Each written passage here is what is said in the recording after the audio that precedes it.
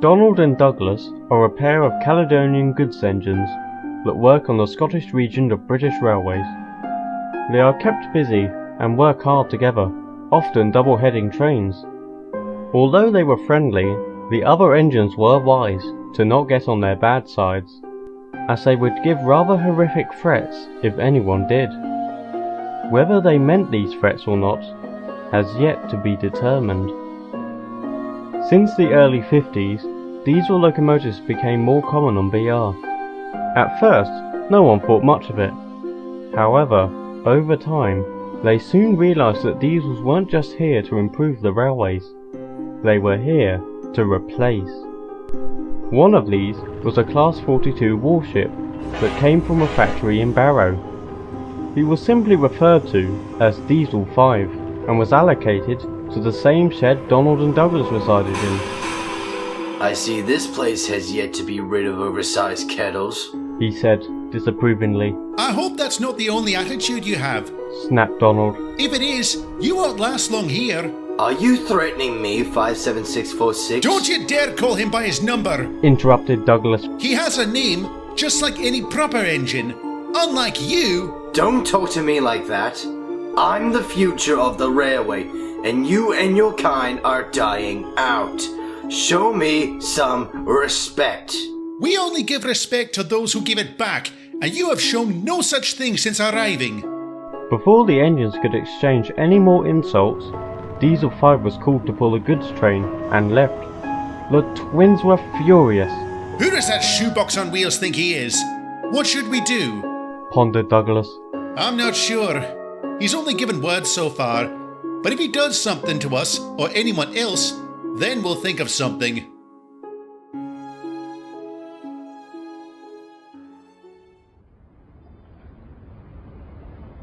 A day went by, and there had been no more confrontations between Diesel 5 and the twins.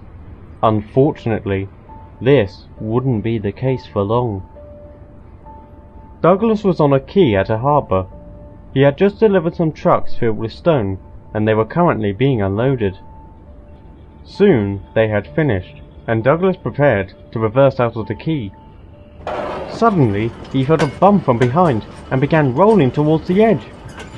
His driver slammed on the brakes, and Douglas screeched to a halt, just as his first pair of driving wheels left the rails. Help! Someone help!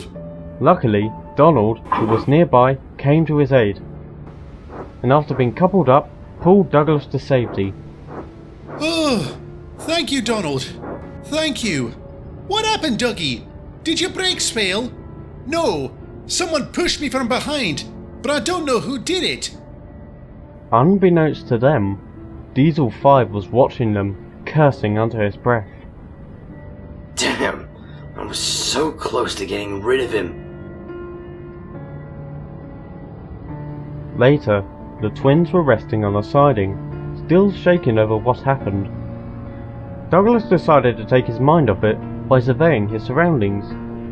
He noticed a little tank engine sleeping in an open shed. All of a sudden, it was bumped from behind and began rolling down the line towards a quay. Both twins were shocked, and as Douglas watched on, unable to move in time, Donald looked back at the shed. There, standing at the back, was Diesel 5, smirking. Before anyone could say anything, the tank engine rolled towards the edge of the quay and plunged into the deep, cold sea. None of the cranes were long enough to pull the little tank engine from the water, and even though they could call one that was, it would be far too late when it arrived. The engine was lost forever. Donald and Douglas didn't know what to think. On one half, they were sad for the loss of that engine, but on the other hand, they were enraged. So you saw Diesel 5 behind the shed? Douglas asked. Aye, we both heard a bump when that engine began moving. I think we both know what happened. Then, both twins noticed something. On a distant siding, Diesel 5 was watching the sea and all the boat cranes with a massive grin on his face. It was now obvious. He had killed that poor little tank engine, and earlier he tried to do the same to Douglas. For the Caledonian twins, that was the final straw.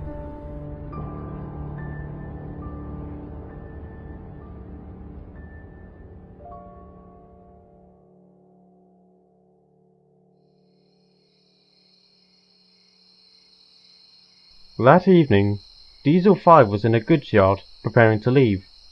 He had just delivered the train there, and was currently filling up on fuel. When he finished, his driver entered the cab, and they were on their way. Neither of them noticed a certain pair of engines on a siding, watching them. "It's a shame you weren't able to get rid of that Tinder engine," Diesel 5's driver said. Indeed. I'm sure I'll have another chance. He was interrupted by a spluttering sound from his engine, and before long, he came to a complete stop. What happened? "I don't know," replied the driver. "You're not working anymore." The driver got out and inspected Diesel 5, but there was nothing wrong. "Well, we must have taken bad fuel. I'll have to run back and phone for help." The driver then proceeded to jog up the line, back to the yard, where he would find the nearest signal box. Diesel 5 was all alone, but not for long. He began to hear the puffing of a steam engine from behind. I was hoping for a diesel to help me, but you're better than nothing. Ow! He cried as he was bumped from behind. Do you mind? Quiet, you! Came a stern voice. Oh, which one are you? 57646 or that other one? We're both here. Diesel 5 found this amusing. What? It takes two of you just to move one of me? Actually, we both wish to accomplish the same goal, replied Donald. What are you talking about? The twins didn't reply and began pushing. Wait, what about my driver? He hasn't come back yet. Again, the twins didn't respond. Are any of you going to answer me? Still no response. Eventually, they arrived at a set of points and stopped. Diesel 5 watched as one of the drivers jumped from the cab and switched them. Then, they moved onto an old, rusty line. Diesel 5 was going to ask where they were going, but since he didn't get an answer on the last few questions, he saw no point in it. Soon, they came to an old wooden bridge. Diesel 5 thought nothing of it at first, until he noticed something.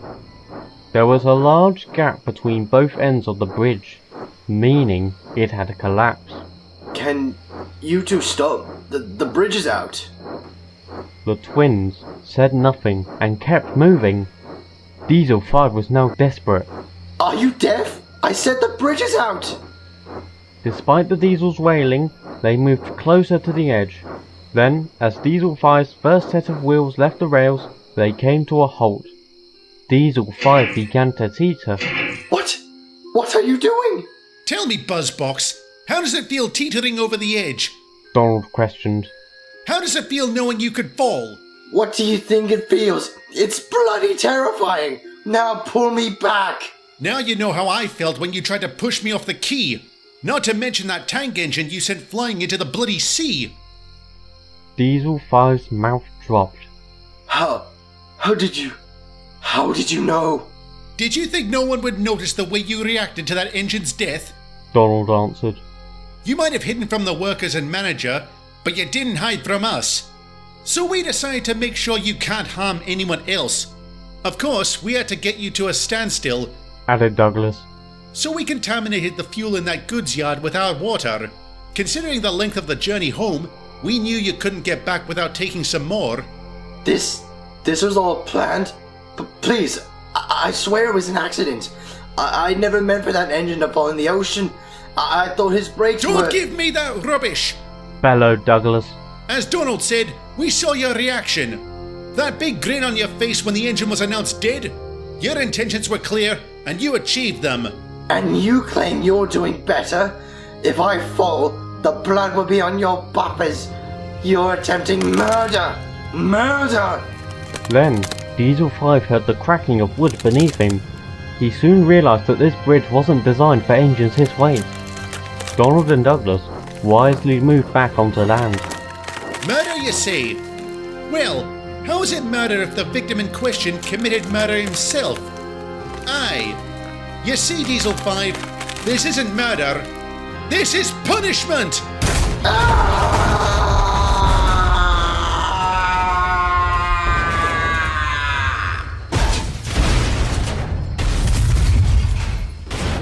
A loud, horrific scream was the last sound Diesel 5 made, as the bridge fell to pieces and he plunged into the rocks below.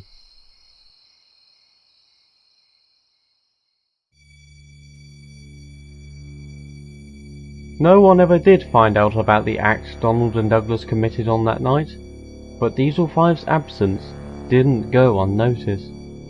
His remains were eventually discovered by a breakdown gang, all of which were taken to crew for scrap. The workmen assumed that the driver left the engine to do something and forgot to put the brakes on properly, resulting in him rolling on his own. That was until the driver himself told them about the breakdown and that it must have been contaminated fuel, which was later confirmed by an inspector. In the end, no one had an answer to what happened to Diesel 5 that night. At one point, he was on the main line, and the next, at the bottom of where a bridge once stood. Shortly after the incident, some shocking details regarding Diesel 5's life on BR were recently uncovered. After hearing reports from eyewitnesses, Donald and Douglas discovered that that tank engine at the harbour was the 5th victim to Diesel 5. He was the cause of the deaths of 4 other steam engines, either by being pushed into the ocean or down large hills. It was also revealed that his driver had allowed him to commit these horrible deeds and was promptly arrested. After that, not much more was said on the matter. The death of Diesel 5 was still a mystery, but considering his crimes, no one thought much of it. As for Donald and Douglas, they admittedly had some guilt regarding their actions. On one buffer, it might have been wise if they brought Diesel 5 and his driver to the authorities and let them deal with it, but on the other buffer, he had taken the lives of 5 innocent engines, and it would have been 6 if Douglas wasn't saved by his twin. They eventually came to the same conclusion. No matter how it would have went, Diesel 5's fate was sealed.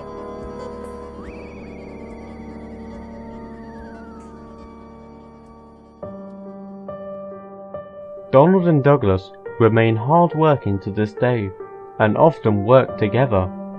Despite their stern attitudes, they do show themselves as good-hearted and are friends to many. However, some engines are quick to warn others. If you ever encounter a pair of Caledonian twins known as Donald and Douglas, whatever you do, do not piss them off.